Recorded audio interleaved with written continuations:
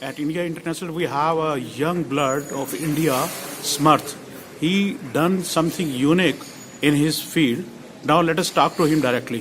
What is your name, beta? I'm Samarth Kumar. What you have done? So I built a machine called Cash for Trash. So basically what it does is you input certain recyclable items such as metal, plastics or paper, and what it does is there's a sensor which shines light down and then it calculates how much light has been reflected back and takes that as percentage, and based on that it can identify the material and then based on the market value and all, it gives out tokens which can be used for money. Which school you are studying? I'm in step-by-step school Noida, Which class? class 9. Class 9. How do you see our country after 10 years, say 10 years or 5 years? I think we'll develop a lot. We have a lot of innovation, a lot of young innovators, and I think the Prime Minister is doing a lot of things to help us. A lot of more programs going on. I think it will be really developed by in 10 years. What is your ambition? Well, I have a lot of things.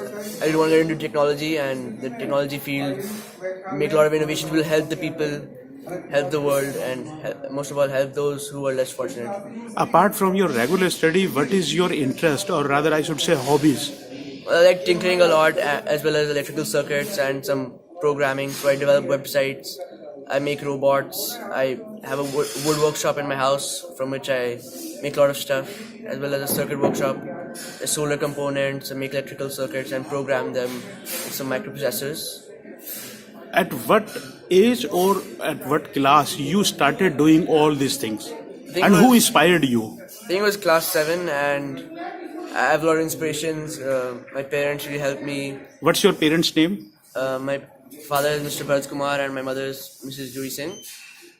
And they really helped me, they pushed me to do all this stuff, to go forward and achieve my dreams.